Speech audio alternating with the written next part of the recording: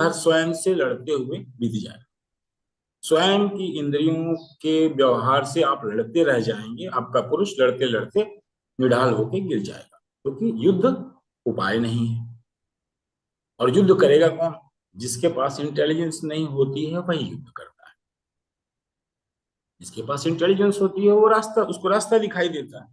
जिसके पास इंटेलिजेंस नहीं है उसको व्यवधान दिखाई देता है।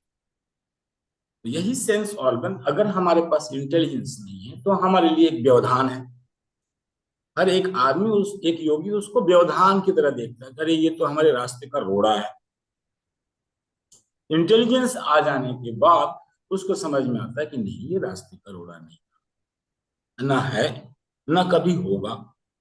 अगर हम परमार्थ के रास्ते पे चलते हैं तो याद रखिएगा, चाहे योग हो चाहे तंत्र हो, जो भी योगी, जो भी साधु सन्यासी आपको सिखाता है कि सेंस ऑर्गन्स व्यवधान है, समझ जाइएगा कि उसके पास कोई अनुभव नहीं है, पढ़ा लिखा तोता है, और उससे अच्छा कोई भी आर्टिफिशियल इंटेलिजेंस से क्वेश्चन पूछ लीजिए, या फिर स्वयं स्टडी कीजिए और देखिए 48 नंबर सूत्र एग्जैक्टली जैसा है वैसा ही पढ़िए, अपना दिमाग मत लगाइए, क्योंकि बहुत सोच समझ के लिखी हुई चीजें हैं, सूत्र है।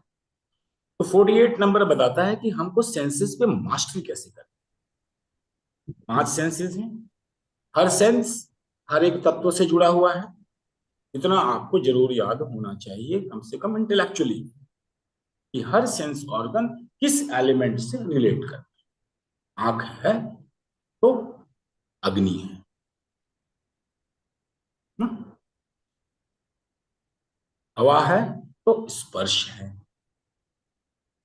वाटर है तो जीव है, पृथ्वी है तो नाक है, सुगंध है ना?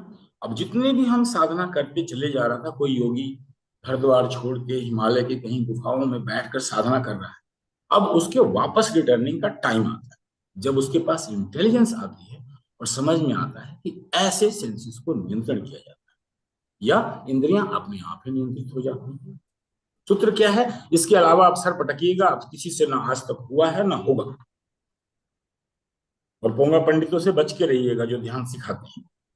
बैठ गए, आप समाधि लगा लो, अब सारा विचार बंद हो जाना चाहिए और नहीं आप जीवन भर परेशान रहोगे, ऐसे कभी होता नहीं है। सिस्टम से चलेंगे तो सिस्टमैटिक ही चलना हो।